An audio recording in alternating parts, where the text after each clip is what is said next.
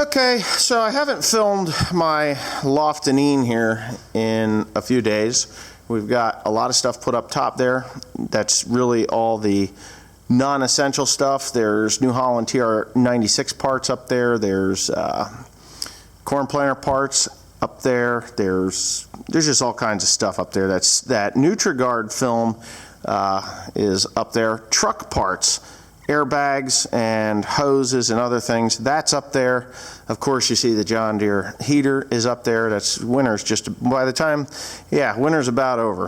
We're not even going to use that anymore. You get down to the lower sections here. This is the John Deere section. These two shelves here will be the John Deere section for, just the bulkier parts. This is for the disc harrow. And there's the disc harrow, and those are parts for the grain drill. These are for the grain drill. Those are starters. One is rebuilt. The second one in the back is completely rebuilt. And these are just some antique John Deere parts. And that is a gearbox for the John Deere windrower. Now, there's a whole bunch of parts over there that I'm going to sift through, but not at this moment. We're not going to do it. This is our lunch table right now, where the time clock is. Going to finish cleaning this off here, probably, and then just start putting stuff up on there. This is New Holland side, case, windrower, New Holland crap. That goes in there. There's a bunch of gearboxes for the front end of that thing. That goes on there. This is just, there's a couple of filters, and this is just construction stuff, which we'll be leaving here pretty soon. And then these two shelves here, I think I'm just going to fill this with filters. All the filters are going to go in here. Timothy has his little bench over here, and this is where he's going to be working on motors and shit. So I just wanted to divide that out so that he could, have his own space here for working on outboard motors. He works on antique motors. I really want him to stop with the antiques and actually get into some 9.9s, Mercuries, Mercruisers, whatever the hell they are, Mercury and Johnson, Evinrude, and that sort of stuff, so that he can bring them in, fix them up, and sell them. Now, I have tried to sell stuff out of this building or give it away, and people don't think that shipping costs anything. And if you want something, you have to pay to ship it. I cannot just ship you something, because the stuff that I have that you want is very, very heavy. You can either come and get it, and this thing here, this is a Kohler generator. Okay, this came out of an, I want to say it came out of a rescue squad or a fire department, and it's a Kohler, and it works. It does run. Anybody want that thing? They're more than welcome to come and pick it up. I know that the William Muzzle, whatever, I can't even pronounce his name correctly. He came and got some torpedo heater parts, torpedo heater stuff. I think you'd be interested in that. So hit me up. It works. Take it. Get it out of my hair. I got 2 of these things. Where do you want them? Right there, because they're going to have to be cut. These are my stairs. My stairs. Do not drop. No, I'm going to piss a bunch of people off. They're saying, oh, you need 8-inch or 7-inch riser with 11-inch runs. We're going to go 8x8, baby. So, kiss my ass. All right, I'm going to do it the way I want to do it. All right, so there we go. I mean, I'm really scared when I go under here, because we've got a lot of weight up there, and I could die at any moment. I need a safe space. What do you think, Joe? You need a safe space? This is safe. We built it.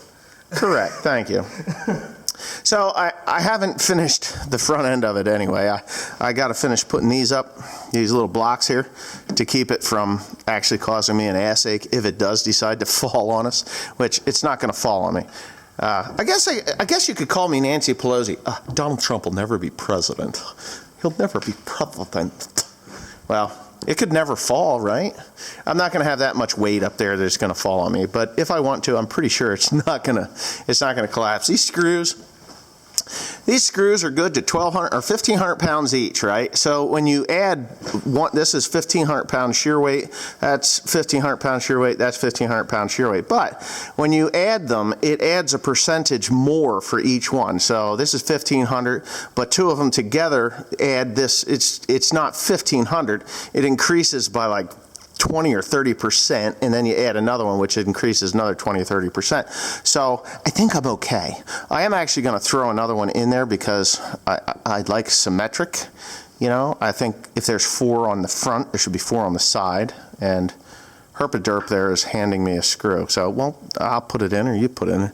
So anyways, the shop is actually cleaning up now pretty good. We're going to build those stairs, and then I'll be able to move my oil into the corner underneath the stairs. Those drums will be there, and hydraulic and engine oil and the grease. And yeah, I think it's just coming together pretty good. And then the remainder of these parts here, this wood here, will be moved over to that corner where we will build the office.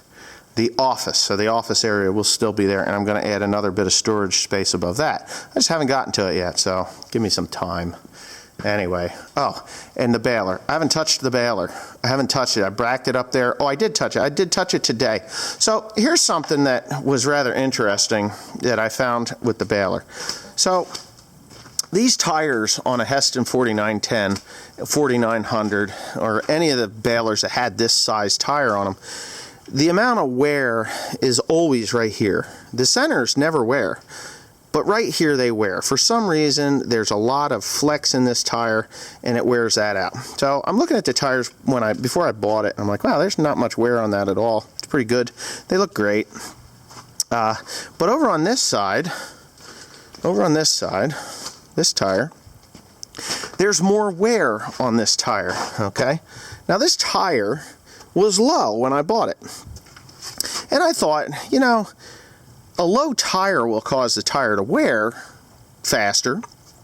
It'll cause sidewall cracking. It'll cause this type of stuff right there. You see that crack right there? So it causes unnecessary flexing, and it'll cause the cracking. So I'm thinking to myself, why is that tire low, and why is it worn? So I have a feeling that they bought this baler and just hooked up to it and ran it, and never checked the air in the tire, and always ran this tire low, because that's the only way that this tire would wear more than the other side, is if this tire was always low. So I checked the air in the tire, had 20 pounds of air in it. I'm like, you know, if I remember right, I think there's like 30 or 35 pounds of air that's supposed to be in these tires. So I aired that one up to 30 pounds. And then I figured, well, I'm going to come over here because this tire looks great. And I checked the pressure in this tire, and it's 35 pounds. So I was like, well, shit. If that's got 35 pounds of air in it with that much wear on it, I'll bet you money they always ran this baler with a low tire pressure, which you know, would cause the wear. So I upped the pressure in this tire to 35 psi, and hopefully that alleviates this excessive wear on there and on this side, and the center will equal it out or level it out. And that is the biggest problem with tires, especially on these things going down the road, is they don't have enough air to keep the center up, and it just they collapse, and then it rides on the outside. If you've ever seen low pressure tires on a car, that's what happens to them on a bias ply tire, and that's what that is. It's a bias ply tire. So why would it be any different on a big bias ply tire over a small car bias ply tire? An underinflated bias ply tire will wear the outside of the tread off, and that's what's happening there. So anyway, and they left this in here, and yes, I left it out in the rain, and yes, I'm going to have Timothy tear that all out of there because he needs to do something, right? Where did Tim go? Bathroom. Went to the bathroom. But yeah, here's another indication that this baler has never seen much use. There's no wear on the treads, and on the baler that I sold to my neighbor, my friend, it was worn. So somebody had been up and down that about 50,000 times, but not this one. Not this one. Right, Joe? Right. Burn that. Okay, anyway, here we go. Oh, modifications coming to this thing as soon as possible. But anyway, depends on how many complaints I get about my loftanine here. Yeah, my loftanine. Loftanine. Loftanine, right? Loftanine.